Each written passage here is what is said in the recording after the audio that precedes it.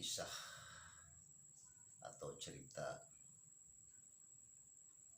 kakekku yang berdukun sakti.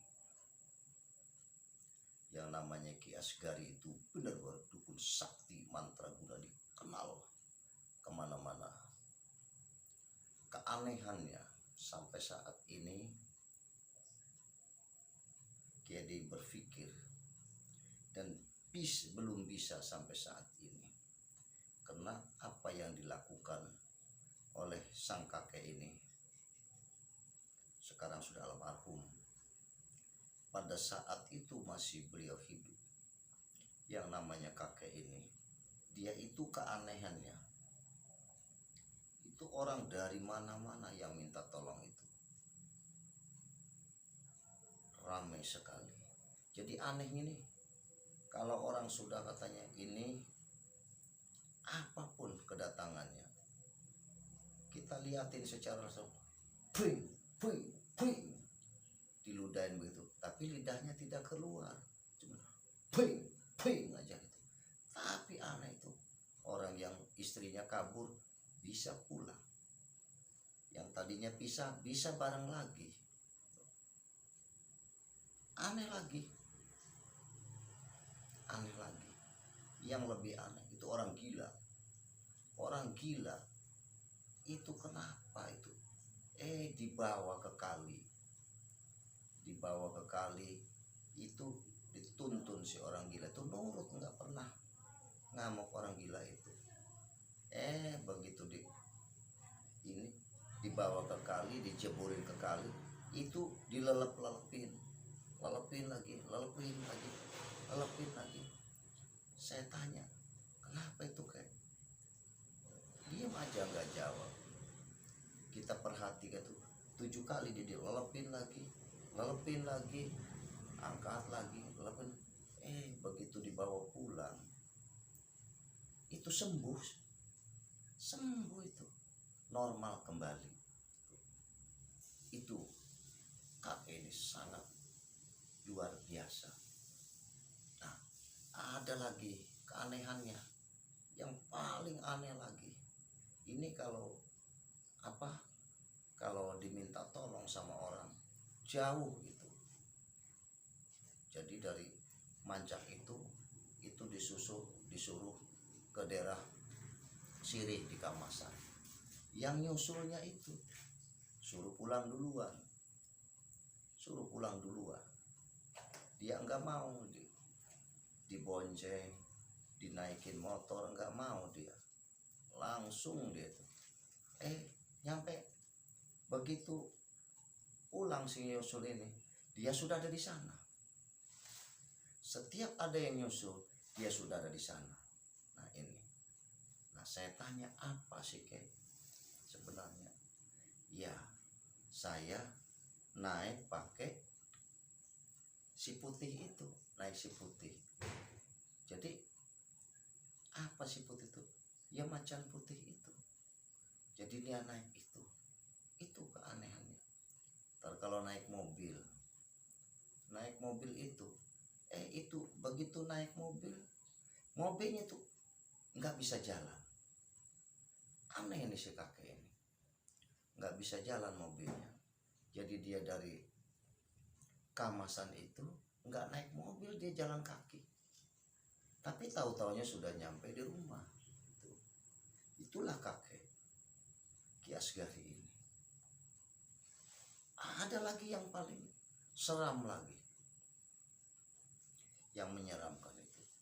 Pas itu, waktu itu sekitar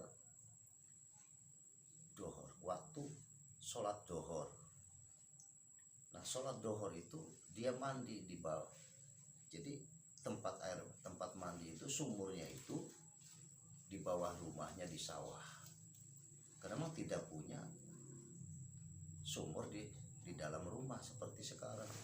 Dulu itu namanya orang kampung, jadi jauh sumurnya itu di sawah. Bikin sumur itu di sawah itu namanya sumur anta. Di situ. Oh iya. Jadi itu khusus. Kenapa sumur anta itu nggak bisa untuk dimasak airnya. Kalau yang untuk dimasak lain lagi sumurnya, di sebelahnya lagi itu cadas, kalau ini sawah. Jadi karena orang dulu itu rumahnya juga ada beberapa rumah saja dengan anak-anaknya saja, ada mungkin 3-4 rumah, jadi sumurnya di situ. Nah, kenapa keanehannya? Keanehannya ini mandi dohor itu, dia itu habis dari apa? Dari mana ya, ketemu kita di situ.